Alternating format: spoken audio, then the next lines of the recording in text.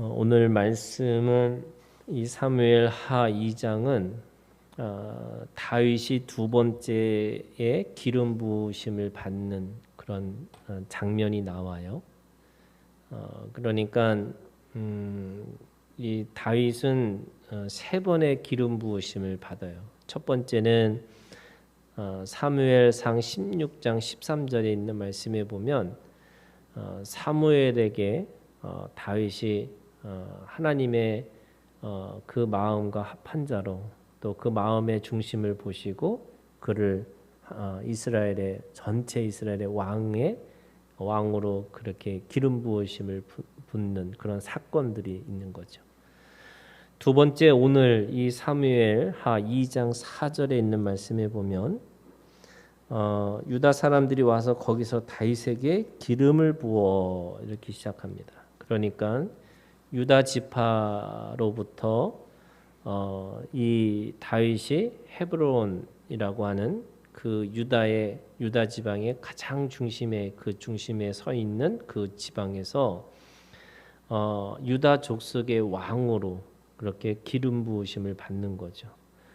2장 11절에 있는 말씀에 보면 다윗이 헤브론에서 유다 족속의 왕이 된 날수는 7년 6개월이더라. 그러니까 두 번째 기름 부으심을 받고 7년 6개월이 지난 뒤에 이제는 모든 이스라엘의 장로들로부터 세 번째 기름 부으심을 받는 거죠. 그 말씀이 사무엘 하 5장 3절에 있는 말씀이에요.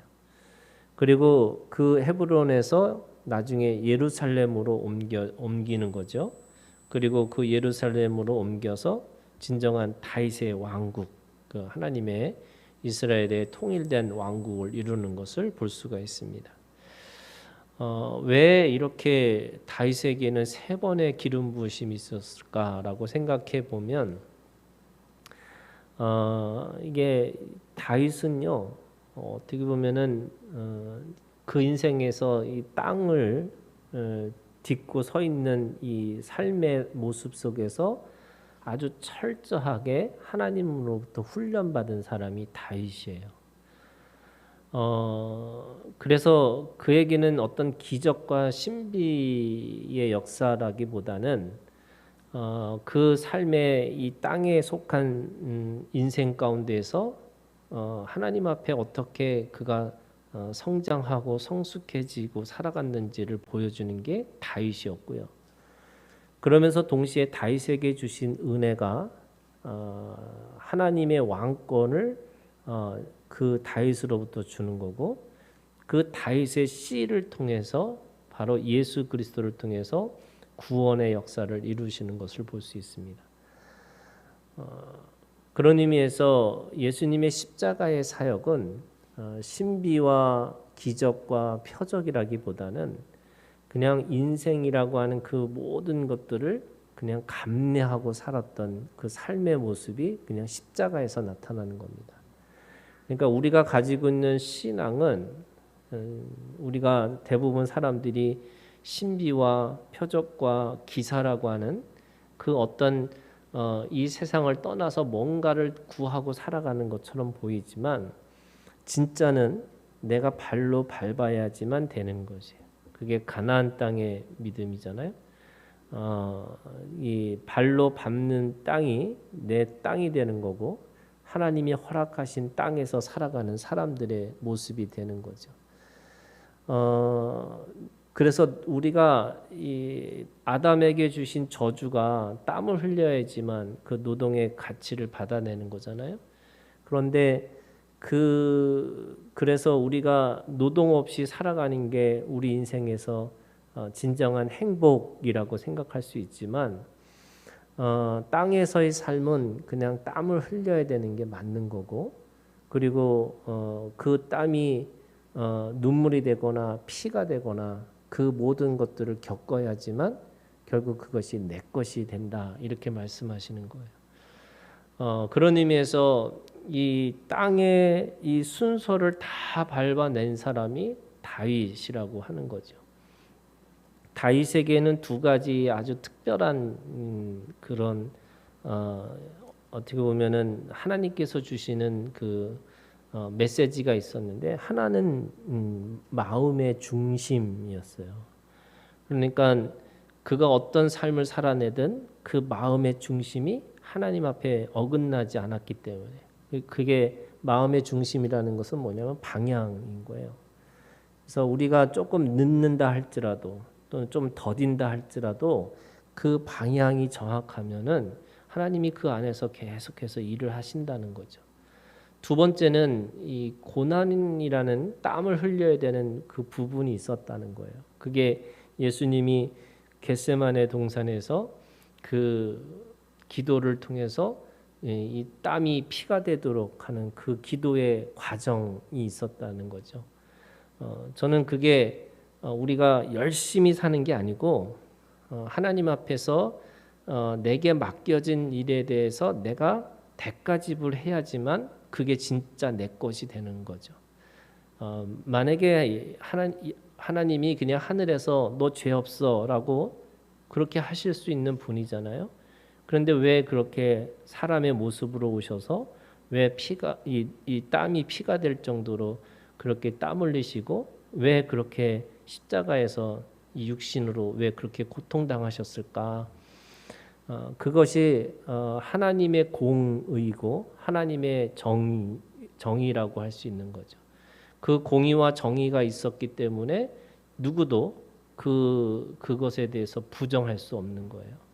그러니까 우리가 그냥 어느 날 갑자기 내가 받는 은혜는 그냥 은혜로 받을 수 있지만 그거는 내 거가 아니에요. 그러니까 우리가 믿음으로 산다는 말은 그 믿음의 싸움이 있어야 된다는 거죠. 그 믿음의 싸움이 있어야지만 진짜 내 것이 되는 거예요. 그거는 만약에 싸우지 않고 그냥 얻어지는 거는 내 거가 아니고 하나님의 것이 되는 거예요. 그래서 사실은 우리가 진리를 위해서 이 고난의 시간을 경험하는 게 오늘 이 첫 번째 기름 부으심이 이 다윗에게 주어진 그런 땀과 같은 거였어요. 그는 이 하나님이 그를 왕으로 세우셨지만 그 사울을 통과해야지만 그 고난을 통과해야지만 되어지는 그 왕의 수업이 있었던 거죠. 그게 진짜 왕으로서 살아갈 수 있는 거예요. 그런 의미에서 사무엘에게 받았던 기름 부으심은 고난인데 어떤 고난이냐면 이 불의한 권위자를 통과하는 이 고난이었어요. 모든 사람들에게는요, 자기 위에 있는 권위자는 다 불의합니다.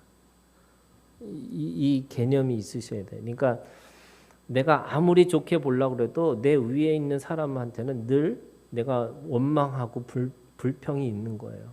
그리고 내가 볼 때는 늘 부족해 보이는 거고, 내가 볼 때는 뭔가 내가 이게 못마땅한 것들이 있는 거죠. 그런데 다윗이 그 사울을 향해서 뭐라고 그랬냐면 하나님이 기름 부음 받은 사람을 내가 함부로 해치지 않겠다라고 하는 거예요. 그게 불의한 이 권위자를 통과하는 통과점이에요. 그래야지 진정한 권위자가 될 수 있다고 이야기하는 겁니다. 그리고 이 두 번째 기름 부으심, 이 7년 6개월 동안 이 다윗에게 훈련이라는 게 뭘까? 저는 그게 진정한 다스림의 이 통과점이라는 거예요. 그러니까 지금 유다 족속의 이 족속의 하나의 왕이 됐는데 이스라엘에는 아직도 사울의 아들이죠. 이스보셋이라고 하는 그 아들이 그 왕으로 있는 거예요. 그러니까 한쪽에 유다는 다윗이 왕이고 한쪽은 이스보셋이 왕이 된 거예요.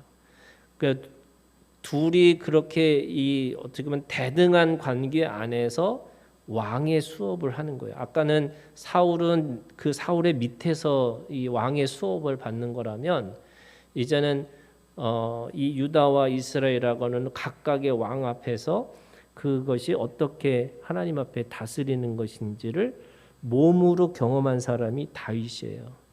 그런 의미에서 두 번째 이 기름 부으심이라고 하는 통과점은 공동체의 관계 안에서 이런 거죠. 이해되지 않고 설명되지 않는 어떤 이 경쟁자를 통과해야 되는 거예요. 그게 이스보셋이에요.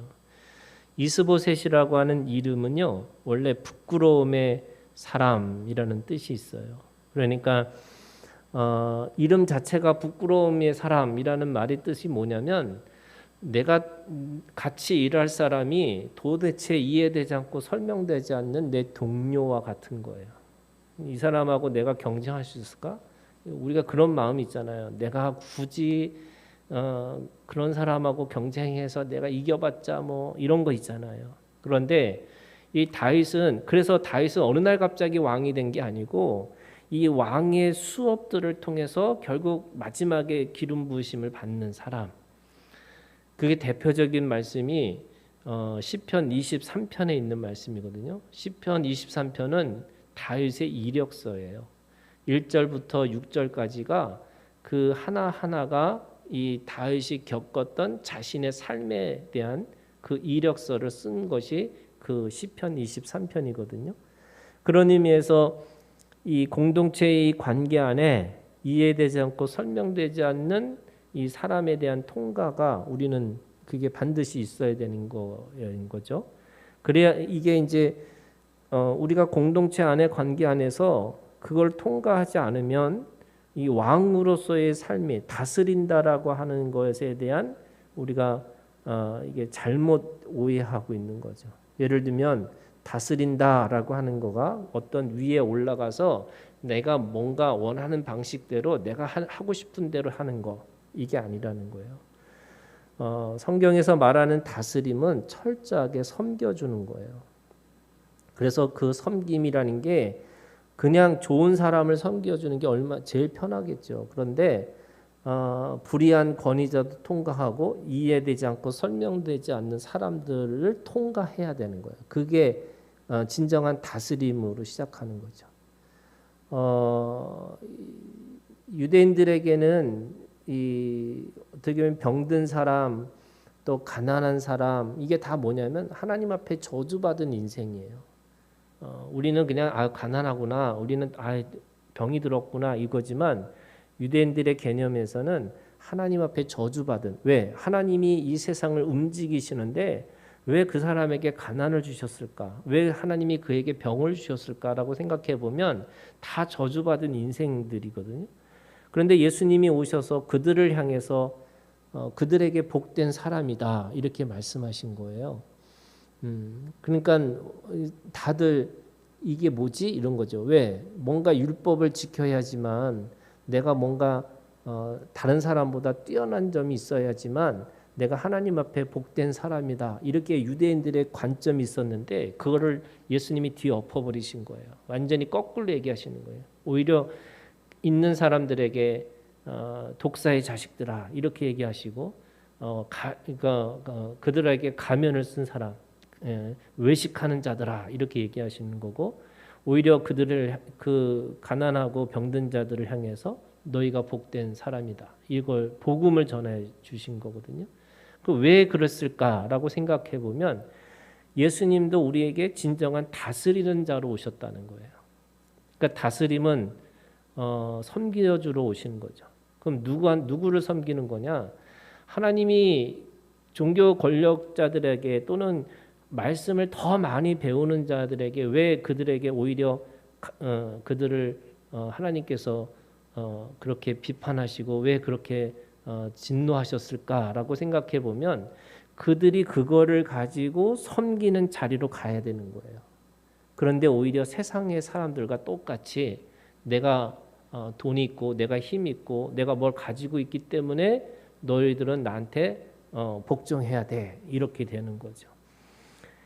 그런 의미에서 세 번째 기름 부으심, 이 사무엘하 5장 3절은 그 모든 것들을 통과한 바로 다윗이 진정한 왕으로서의 등극이라고 할 수 있는 겁니다. 오늘 2장 1절이 이렇게 시작합니다. 그러니까 그 헤브론에 들어가면서 그 유다의 왕 두 번째 기름 부으심을 받는 순간이 2장 1절에 그 후에 다윗이 여호와께 여쭈어 아뢰되, 내가 유다 한 성읍으로 올라가리이까 여호와께서 이르시되 올라가라. 다윗이 아뢰되 어디로 가리이까 이르시되 헤브론으로 갈지니라. 지금 이 다윗은 철저하게 묻고 있어요. 그리고 그것에 대해서 하나님 앞에 그 답을 듣고 살아가는 그런 왕이 되는 거죠. 그러니까 왕의 시작은 세상의 왕하고 이스라엘의 왕은 완전히 180도 달라요. 세상의 왕은 자기가 신입니다. 그리고 자기가 신의 아들이에요. 그래서 자기 멋대로 할 수 있다고 착각하는 거예요. 그런데 이스라엘의 왕은 하나님으로부터 위임받은 청직인 거예요. 그래서 하나님으로부터 묻는 게 시작하는 거예요. 그래서 우리가 열왕기 상하, 역대 상하를 들어보면 왜 어떤 왕은 좋은 왕이고 어떤 왕은 나쁜 왕일까? 딱 한 가지밖에 없어요. 거기에 하나님의 청직, 하나님으로부터 위임받은 청지기의 마음을 가지고 있는 사람은 좋은 왕이고, 자기가 여전히 자신이 왕이라고 생각하여서 자기 멋대로 하는 게 악한 왕이라고 하는 거죠. 이 다윗은 제일 먼저 두 번째 기름 부으심을 받는 그 첫 번째가 뭐냐면 하나님한테 묻고 하나님 앞에 듣는 자가 된 겁니다. 그런 의미에서 오늘 헤브론으로 들어가라 갈지라 이렇게 얘기하는 거예요. 이 헤브론이라는 말은 우리가 너무나 그죠? 이 창세기 아브라함의 신앙 중에 이 헤브론이라고 하는 신앙이 있어요. 이 헤브론은 그냥 헤브론이 아니고요. 그 헤브론이라고 하는 거에 어떻게 보면은 한 세 가지 의미가 있어요. 첫 번째는 여러분 이 헤브론이라는 의미가 원래 교통하는 거예요. 교통하심. 그러니까 우리가 요한 1서에 있는 말씀에 보면 이게 사귐이에요. 사귐. 그러니까 펠로우십을 경험하는 게 이 헤브론의 이 영적인 의미가 있어요. 그래서 거기에 아브라함과 사라, 이삭과 리브가 야곱과 레아의 무덤인 막벨라 굴이 있는 건데 그들이 뭐해요? 잔다 이렇게 표현해요. 그러니까 조상에게로 돌아간다. 이게 다 하나님의 뜻 가운데 살아가는 사람들이 그렇게 육신을 버리고 하나님으로부터 돌아간 삶의 모습이 조상으로 돌아갔거나 잠잔다라는 표현을 쓰는 거거든요. 거기서 뭐 하는 거냐면 거기에 진정한 연합을 경험하는 곳이 이 헤브론의 이 신앙이 있어요. 그래서 그 안에서 그 아브라함이 처음 정착한 곳도 헤브론이고, 그리고 그 마물의 상수르 수풀에서 천사를 만났던 곳도 사실은 헤브론이고, 그리고 너무나 잘 알고 있는 것처럼 핵족속에게 그 막벨라 굴을 샀던 그 땅도 헤브론이라고 할 수 있는 거죠. 두 번째 의미는 그 연합의 의미에서요. 이런 게 있어요. 이게 아브라함 신앙에서 굉장히 중요한 것 중에 하나인데, 아브라함이 믿음의 조상이잖아요. 근데 창세기 15장 6절에 보면은 그 믿음의 그것을 의로 여기셨다. 그러니까 아브라함이 의인으로 시작하는 거예요. 그냥 믿었더니 의로 여기셨다 이렇게 시작하는 거잖아요. 그런데 단순하게 믿음의 조상 아브라함이 아니고 그 아브라함의 신앙을 쭉 들여다보면은 하나님의 나라가 그 안에서부터 시작돼요. 그게 아브라함의 신앙이에요. 그래서 아브라함과 다윗의 자손 예수 그리스도의 세계라 이 계보라 이렇게 얘기하잖아요. 그러면 아브라함의 이 신앙과 다윗의 신앙이 사실은 같이 연결되어 있는 게 그 안에 하나님의 나라라고 하는 개념이 있는 거예요. 하나님의 나라, 우리가 보통 나라라고 하는 건 세 가지가 있어야 되거든요. 법이 있어야 되고 공간이 있어야 되고 그리고 그 안에 주체가 있어야 되는 거예요. 예를 들면 대한민국의 나라라고 하는 이 나라는 우리나라 헌법이 있죠. 그리고 한반도와 그 부서, 도서라고 하는 공간이 있는 거고, 그리고 대한민국의 국민이 주체잖아요. 그러니까 국민, 공간, 그리고 헌법 이 세 가지가 이 나라의 요소인데 아브라함에게서 똑같이 이 세 가지의 요소들이 다 아브라함으로부터 시작해요. 예를 들면 법은 어떤 법을 지키냐? 여러분 아브라함이 지켰던 법이 뭐냐면 할례법이에요.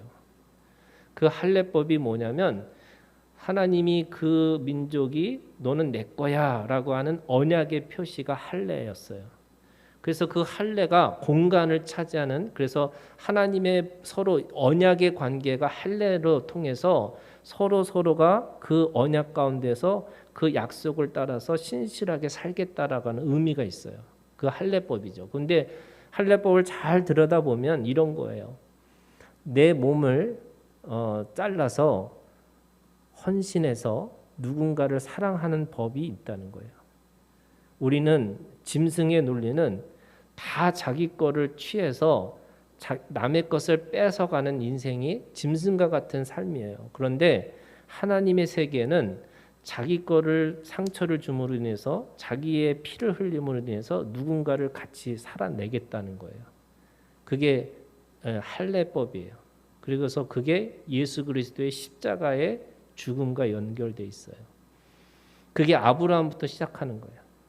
두 번째는요, 우리가 잘 알고 있는 것처럼 그 아브라함이 이삭을 바치는 그 모리아 산에 번제를 드리는 사건이었어요.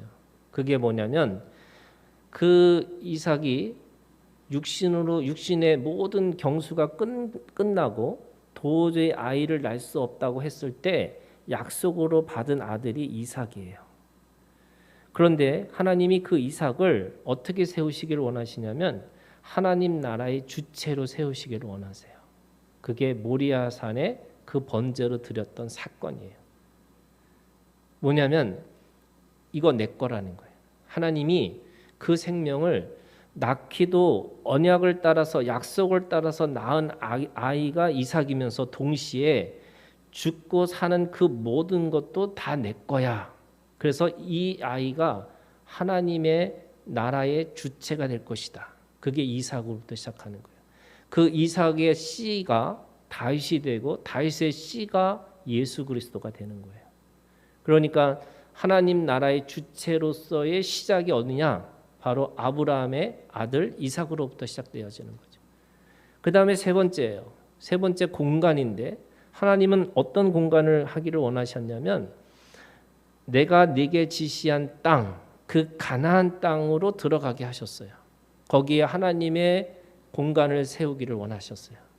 이 공간이라는 게 뭐냐면 사람들에게 보여지는 하나님의 나라예요.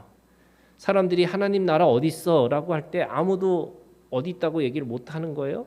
왜? 에덴 동산에서 쫓겨난 인생이 에덴 동산이 어디야? 뭐 지금도 에덴 동산 찾으러 다니는 사람들도 있다고 하지만 그 에덴 동산이 어디야라고 할 때 하나님이 에덴 동산이 무너진 상태에서 다시 에덴 동산을 가나안 땅에서 세워주기를 원하셨어요. 그게 말씀을 거역해서 쫓겨난 그 하나님의 사람들이 그 말씀에 순종해서 살아야만 되는 땅이 가나안 땅이었어요.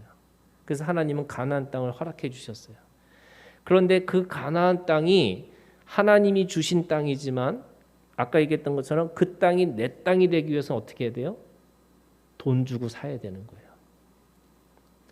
그게 헌신이에요. 내가 그 땅을 그 순간에 내가 그거를 그냥 하지 않겠다.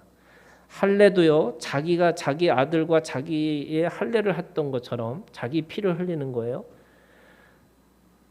아들도 자기가 드려져야 되는 거예요. 그래야지 그게 하나님의 것인 믿음도 있지만 내 믿음도 그 안에 있는 거예요. 똑같이 세 번째가 내가 하나님이 주신 땅이지만 그 땅이 내 땅이라는 것의 믿음의 고백이 뭐냐면 돈 주고 산 거예요.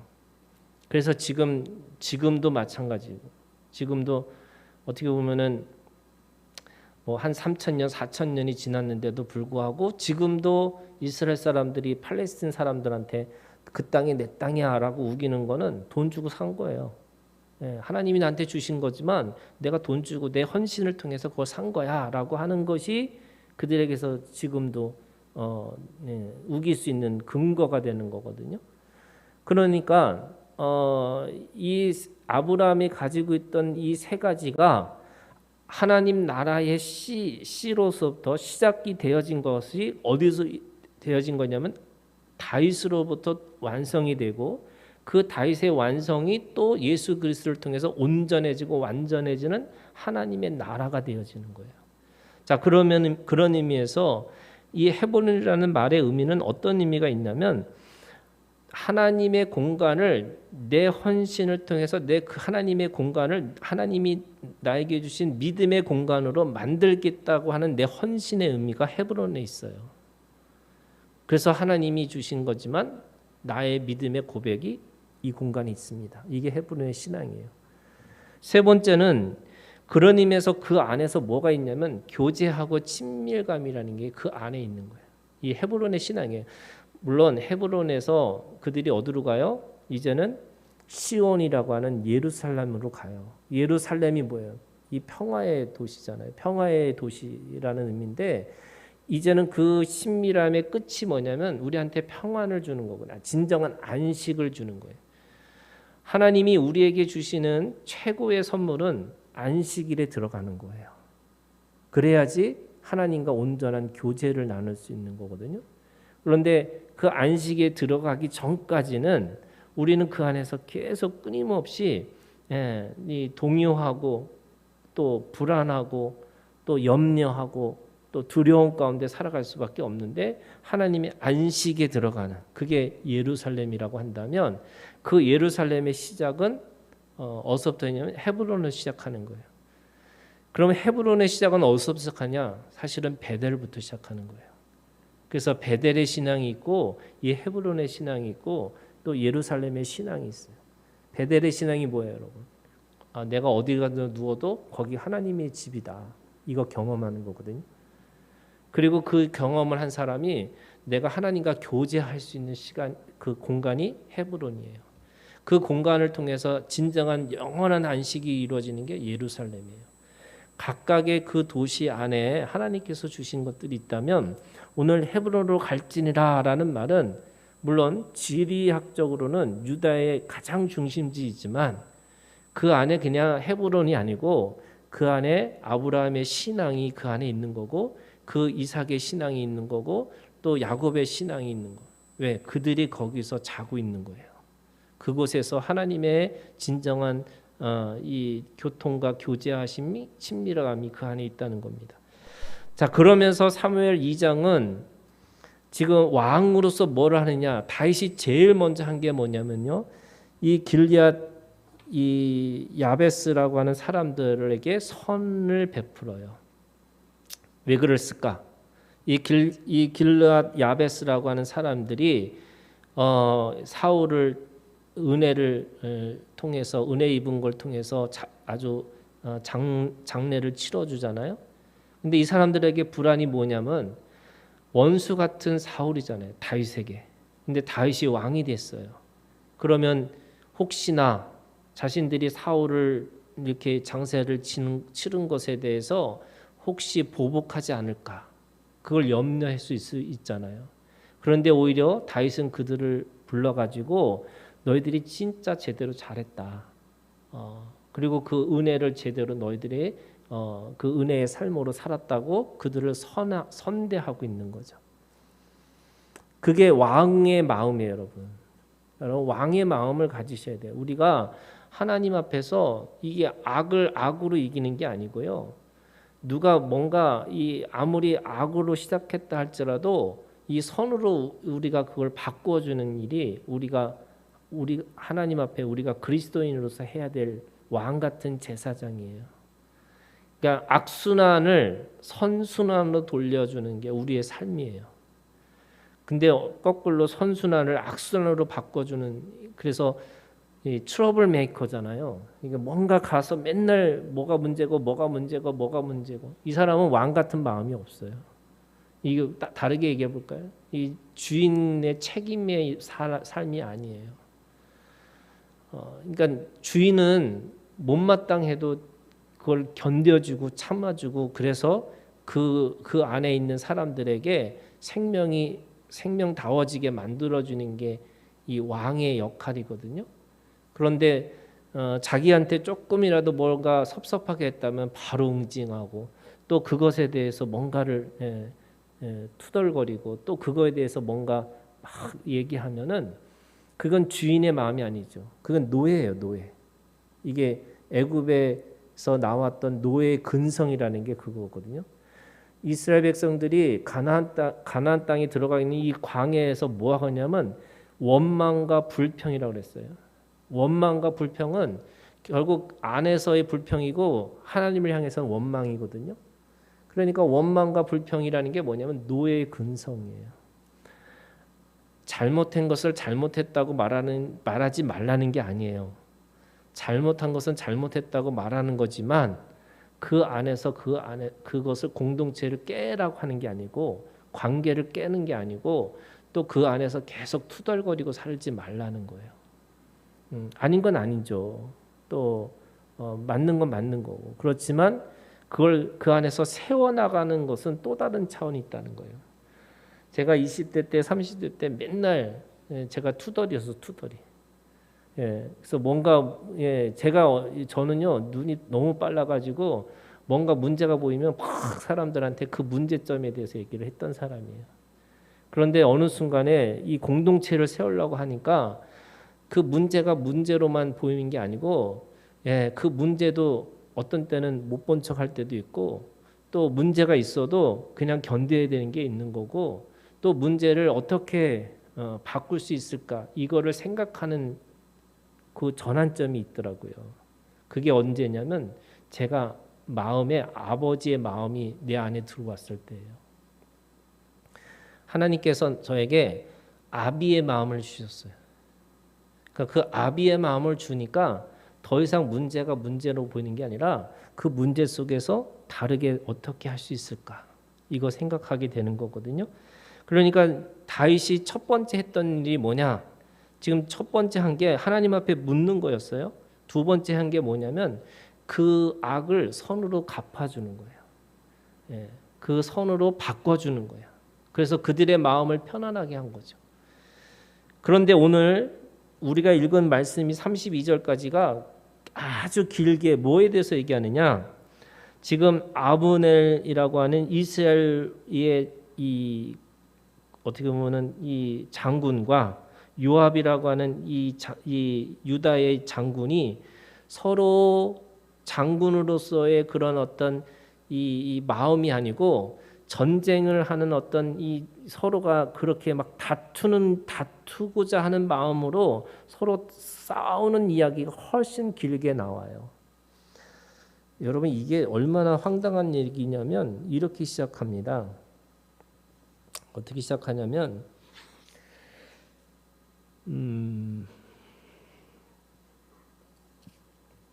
14절에 아브넬이 요압에게 이르되 그러니까 이스라엘 장수 아브넬이 유다의 장수 요압에게 이르되 원하건대 청년들에게서 일어나서 우리 앞에서 겨루게 하자. 요압이 이르되 일어나게 하자 하며 그러니까 서로 한번 겨뤄보자.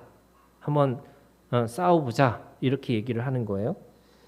그래서 15절 그들이 일어나 그 수대로 나아가니 베냐민과 사울의 아들 이스보셋의 편에 12명 다윗의 신복 중에 12명 그러니까 12명씩 세워가지고 한번 싸워보자. 이게 어떻게 보면 장난기 같은 싸움으로부터 시작하는 거예요. 그런데 그 12명이 다 죽어버렸어요. 16절 각기 상대방의 머리를 잡고 칼로 상대방의 옆구리를 찌르매 일제히 쓰러진지라 그러므로 그곳을 헬갓 핫수림 이게 뭐냐면 날카로운 칼의 밭이라는 뜻이에요. 그러니까 서로 칼 가지고 장난을 치다가 12명 24명이 한꺼번에 다 죽어버렸어요. 이게 무슨 짓이에요 이게. 그러니까 자기가 어떤 그 나라의 어떤 장군으로서 장군의 그런 이게 참 그죠? 이 서울의 봄이라고 하는 영화를 보면 장군들이 너무 보잘것없는 거예요. 너무 그냥 자기 안위만 생각하고 또 이게 자기한테 좋은 건가 나쁜 건가 이거 나라와 민족을 위해서 이 군인이 된 거가 아니고 그냥 자기 이익만 따져서 되는 사람들 똑같은 거예요 지금. 서로 장난치다가 12명 이 24명의 사람들이 한꺼번에 죽어버렸어요. 그러니까 얼마나 기가 막히냐면 그 이름을 이렇게 헬갓 핫수림이라고 하는 이름조차 거기다 그냥 지명을 만들어 버렸어요.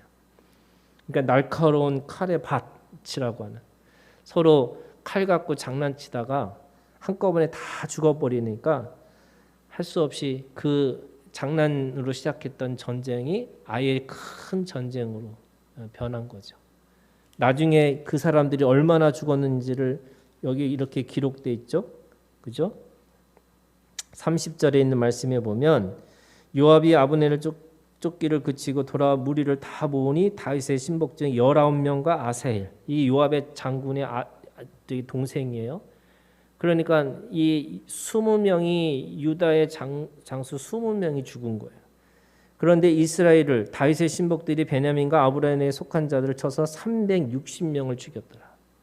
예, 이게 한꺼번에 갑자기 애들처럼 장난치다가 이게 큰 전쟁이 돼갖고 거의 한 400명 정도가 죽는 그런 큰 사건으로 변하는 거죠. 거기다가 이제는 이 아사엘이 이 죽은 거를 통해서 나중에 알겠지만, 그죠? 이 요압이 끝까지 분의 그 장군을 나중에 쳐서 죽이잖아요. 아브넬을. 그러니까 이게 악의 악순환으로 돌아가게 되는 거예요. 그러니까 우리가 하나님 앞에서 우리가 가지고 있는 믿음이라는 게 섬기는 믿음이어야 되고, 그걸 어떻게 하면은 악순환을 선순환으로 돌릴까, 이 믿음을 우리가 가지고 살아야지 그리스도인으로 살아가는 건지, 내가 뭔가 내 욕심과 또 내 야망을 채우기 위해서 살아가는 것이 아니다. 오늘도 믿음 안에서 하나님이 우리에게 주시는 이 능력을 진정한 섬김의 하나님이 주시는 은사로 사용하시기를 주님의 이름으로 축원합니다.